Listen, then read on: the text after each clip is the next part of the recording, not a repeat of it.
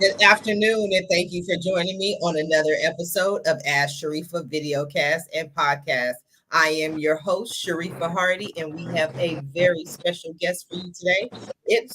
I guess it's Politicians Day. We spoke to Councilman Al Austin earlier, and today we're going to speak to Councilwoman Suzie Price. She's currently running for mayor, and we're going to find out who she is, what she's about, and her plan for Long Beach. So I want to welcome Suzie Price. Good afternoon. How are you? I'm good, Sharifah. Thank you, and thanks for having me on the show tonight. Absolutely. It's my pleasure. I've been dipping my toe in the political arena, I guess. And so I'm just meeting more and more people. But I was interested in the Long Beach mayoral race, and you are one of the top candidates, correct? I think so. We'll find out on June the 7th, but I feel like I am working really hard. Okay. I feel like you are too. So I'm going to ask some questions. But before we get started, I just wanted to play a short video for our audience to find out more about you. I tell my kids, don't complain about a problem, solve it. With crime on the rise, I became an assistant district attorney to give victims a voice. And when City Hall wouldn't listen to us, I took them on and won a seat on the council, and I got right to work. I invested in police training and helped increase affordable housing. And as mayor, I'll continue working to solve the housing crisis and make our streets safer. We don't have time for talk. If we want to protect the city we love, we've got to get to work. Suzie Price for Long Beach Mayor. I love it. I love it. I love it. So you're here to help us solve all of our issues here in Long Beach. Is that correct? Well, I don't know about all the issues, but I'm certainly going to try. And I'm going to work with a lot of community members to identify the issues and try to tackle them one at a time. Yes. See, I see you're good. You know how to answer questions. You didn't fall for that one. You said, I'm going to do my best. I'm going to do my best, not making any promises. But Suzie, what motivates you? I mean, I watched the story. You want to make Long Beach better. This is where you love. But what motivates you to get out there every day and help the community? So, Sharifah, I have dedicated my life to public service. I came here with my mother at the age of 7. We were political refugees, and that's when I learned how to speak English. And my whole life has been committed to service, really not politics. I didn't get involved in politics until I ran for city council as a PTA mom. But I've been really committed to service and helping people have a voice in systems that are unfamiliar to them, where they don't feel like they're being heard. And I have a passion for the city of Long Beach. I moved probably about 10 times when I was a kid, and I landed in Long Beach State, and it changed my life. It provided me a home I had never had and some stability that I never had. And so for that reason, I'm committed to service, but not just any service right here in Long Beach. Mhm.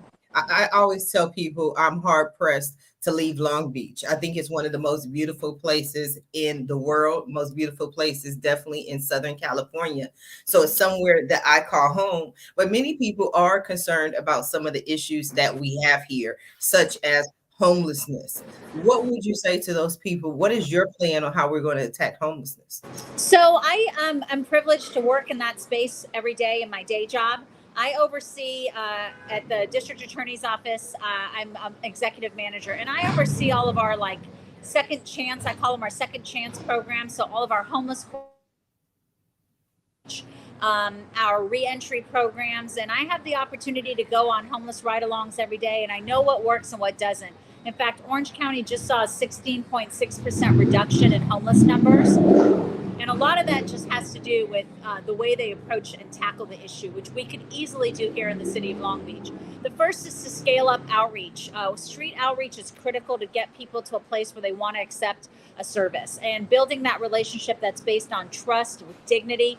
That's critical to getting people to make the decision to choose a service, whether it's in substance abuse or mental health or housing. Those are the 3 categories where we mostly see people need a direction to route to services. So increasing our street outreach, making sure every council district has a dedicated street outreach team that can make consistent daily contact and get people to the place where they trust the outreach worker is critical. And then 2, what do we do once they accept a service? Working more closely with our nonprofit providers in LA County to expand their footprint in Long Beach and save some beds for Long Beach residents is critical. Investing in tiny homes and pallet homes is critical to getting people off the streets and into a transitional pathway where they can get the skills that they need and on a path for permanent supportive housing.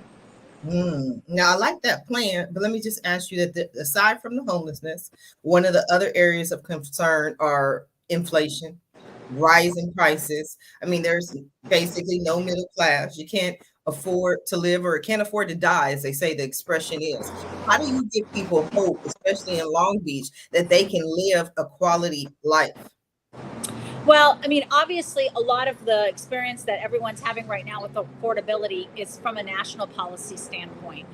We're starting to see inflation is affecting everyone. The cost of gas and cost of living is increasing everyone. Every single person is experiencing it right now. So we're going to have to work closely with our national policy leaders to try to figure out how they're going to provide some relief to people that are experiencing affordability issues right now. At the local level, what we need to do is continue to invest in our economy so that we're getting businesses and new business sectors coming here, providing jobs at various different income levels and providing for jobs that are at a higher skill level and a higher pay level than we see with minimum wage jobs. Our focus on economic recovery should be focused specifically on investing and retaining and recruiting new businesses, because it has a cascading effect. When you have new businesses established in the city, whether they're mom and pops or industry sectors, you have a cascading effect that leads to better paying jobs, to better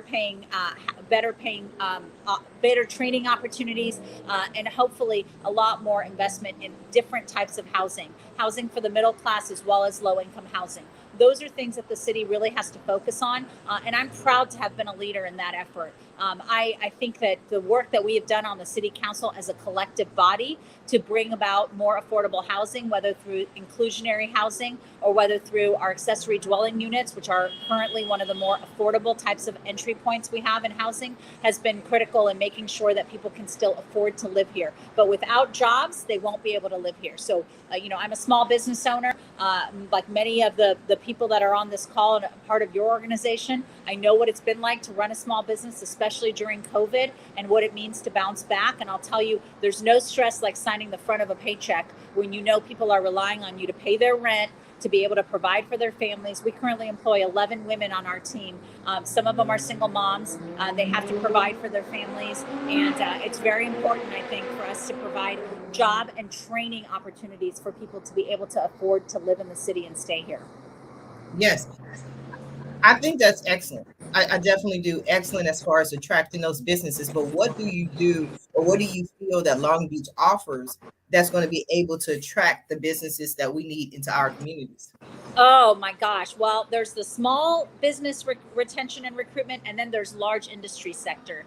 And Long Beach offers something for everyone. I'll tell you, we're a small business owner, and we have college students as students, and we have as customers, and we have millionaires as customers.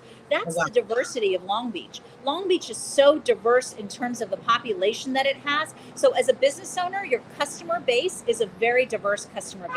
You have every social income status, you have every ethnicity, you have every gender. You have so much diversity in customer base that Long Beach is a very attractive place. But in addition to that, given our proximity to LA and Orange County being right there at the heart of everything, having a port that is such a successful port in the nation and throughout the world, it presents a lot of opportunity for larger industry sectors like aerospace, maritime, medical, arts and entertainment to establish roots here in the city of Long Beach. So Long Beach is a tremendous city. I mean, I tell everyone it's the only big city you'll ever go to that feels like a small town in whatever neighborhood you're in.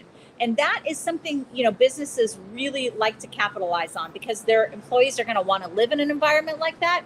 And their customers are going to give them opportunities as a business that they won't have in a nearby town.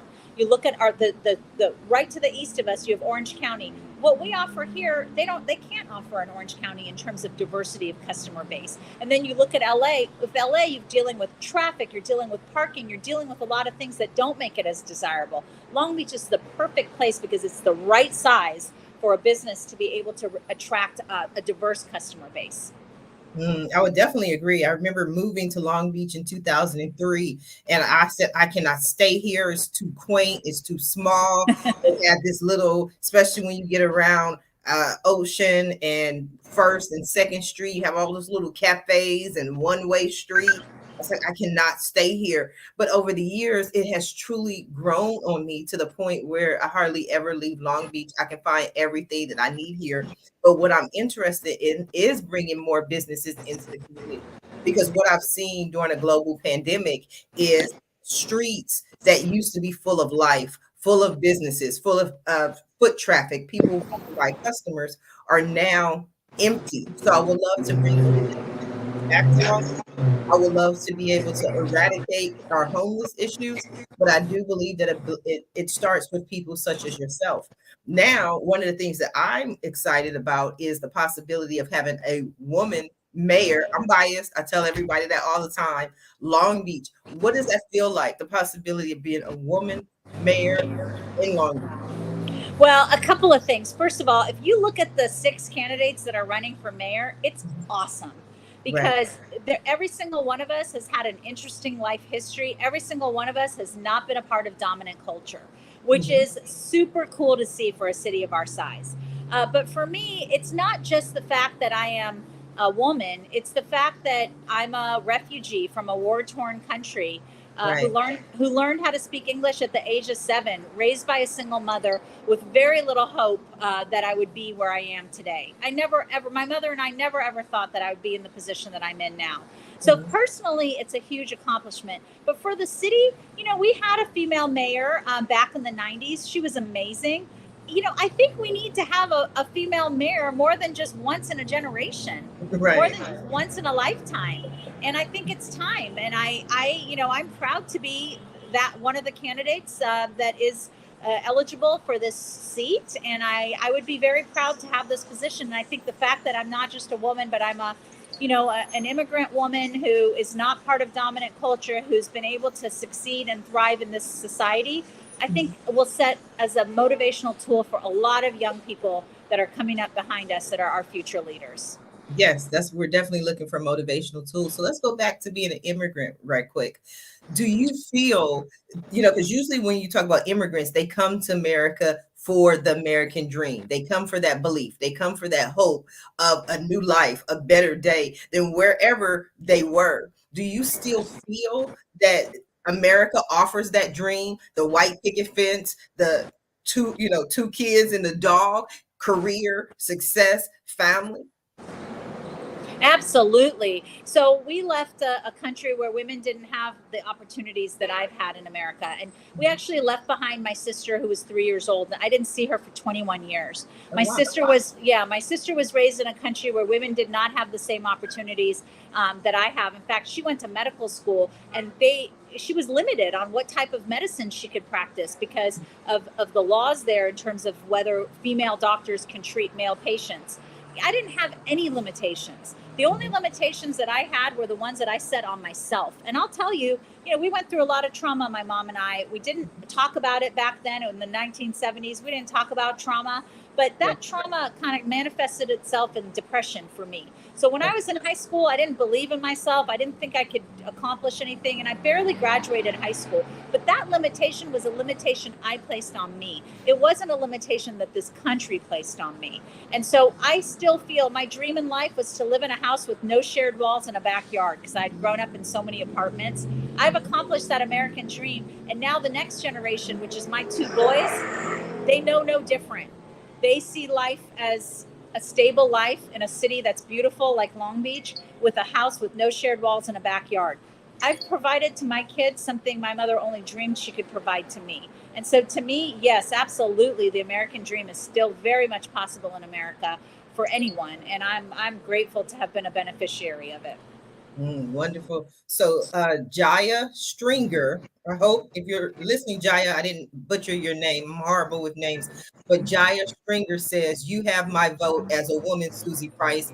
She gives you a thumbs up. She says, Miss Southern California 2022 of Justin Rudd's pageant. So she's tuning in and watching. Kim O'Neill says, so inspiring, great story. So it goes back to what you said earlier, that motivational tool. By you taking that step to run for mayor or just I mean, being a councilwoman, a city councilwoman, that wasn't easy. I ran in the March 3rd, 2020 primary election and didn't get as far. So that's not easy. So you're motivating our young people. So I believe that that's amazing. I think that's incredible. What are some of your proudest accomplishments in city council?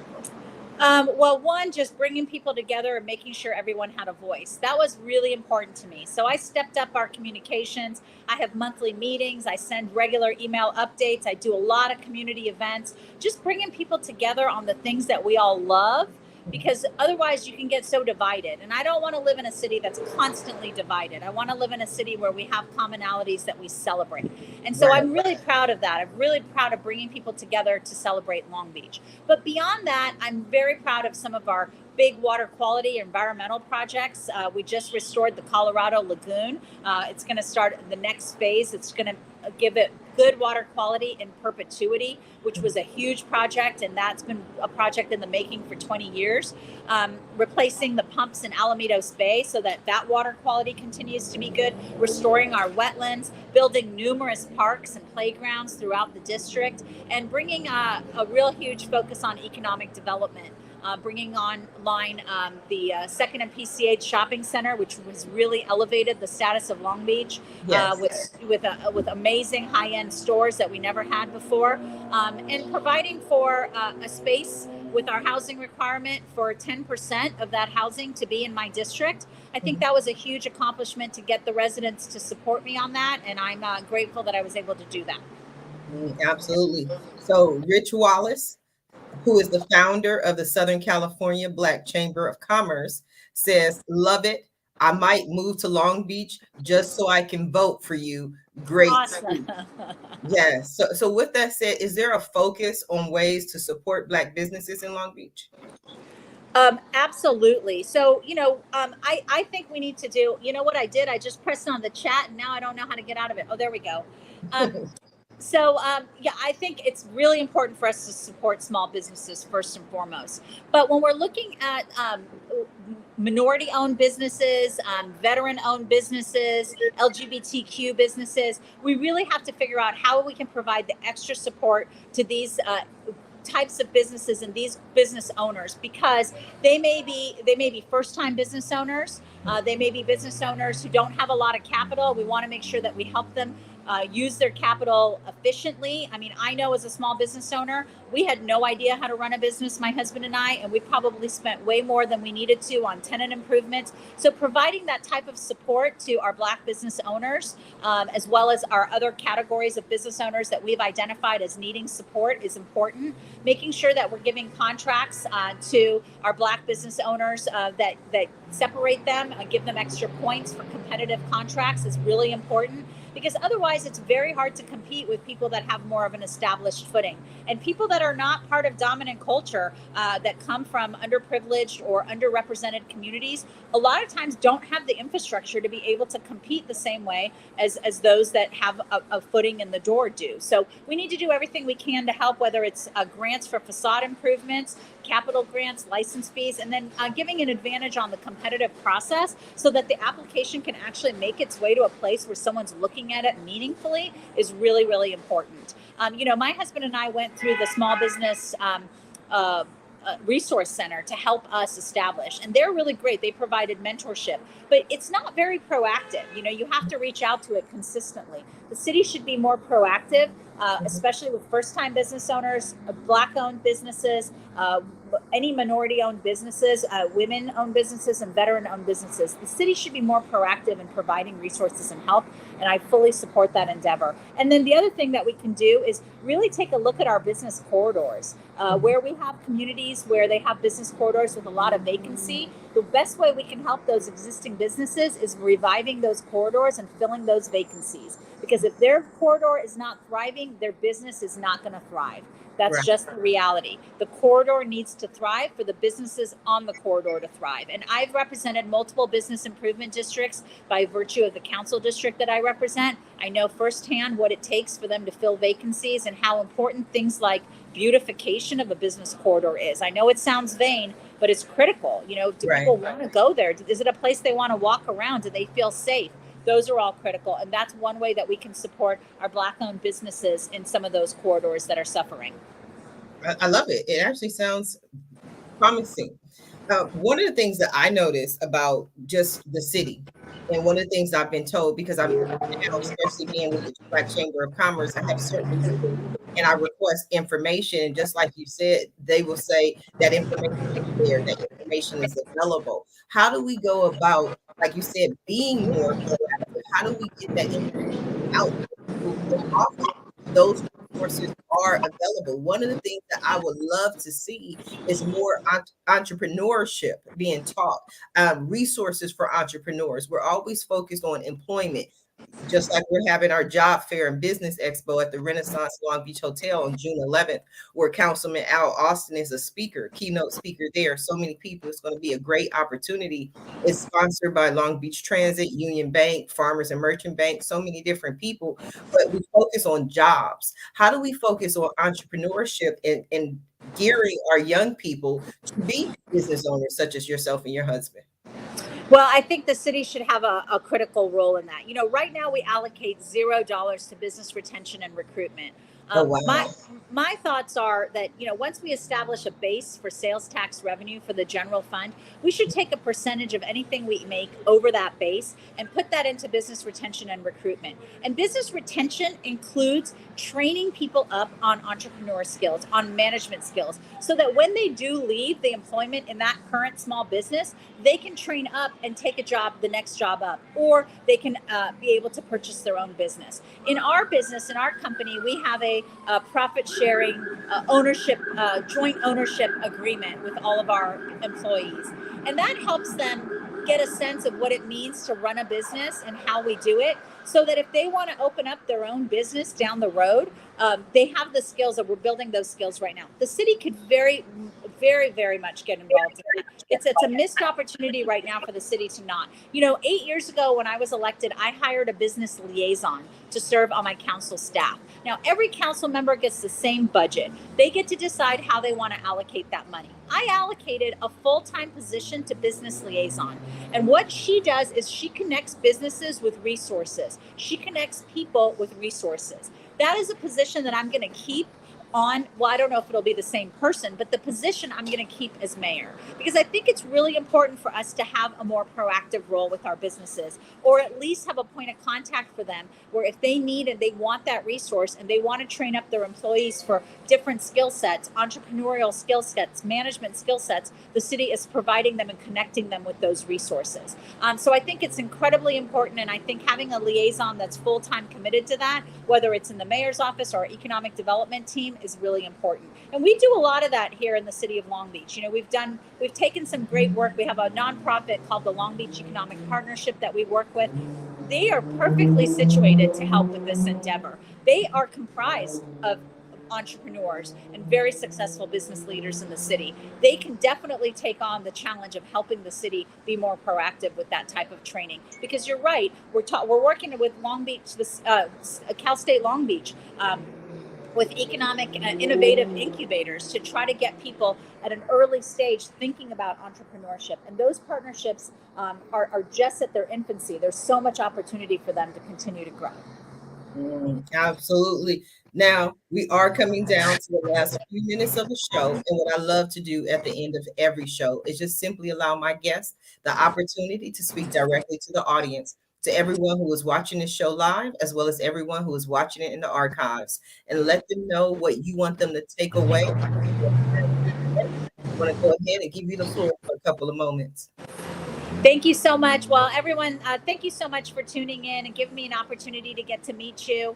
I have such a deep passion for this city. It's home. It's the only home my boys have ever known. And I'm proud that the heroine of my life story, my mom, lives about a mile away from me. Together, we have found the American dream here in this beautiful city. And I look forward to working hand in hand with everyone in our city to make communities stronger, to make businesses feel like they have opportunities and they're being heard, and to make sure that our policies are balanced, not based on politics, but based in common sense, based in pragmatic approaches to solving problems. And I tell everyone all the time, I can give you my earnest efforts and my work ethic and my honesty. But you, on the other hand, need to give me your honesty in terms of what you need to thrive in your communities. And together, I think we can have a great partnership. I look forward to being the next mayor of Long Beach, and I look forward to talking with all of you again after the election or anytime you like. Thanks.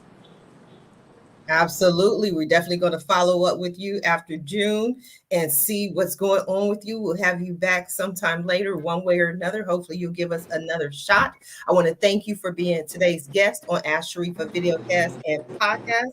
I also want to thank everyone who tuned in to watch this show live, as well as everyone who is watching it in the archives. We definitely thank you for your support. To watch more of my interviews, visit the website at AskSharifah.com. I tell my kids, Thank you, don't Sharifah. complain about a problem, solve it. With crime on the rise, I became an assistant district attorney to give victims a voice. And when City Hall wouldn't listen to us, I took them on and won a seat on the council, and I got right to work. I invested in police training and helped increase affordable housing. And as mayor, I'll continue working to solve the housing crisis and make our streets safer. We don't have time for talk. If we want to protect the city we love, we've got to get to work. Suzie Price for Long Beach Mayor.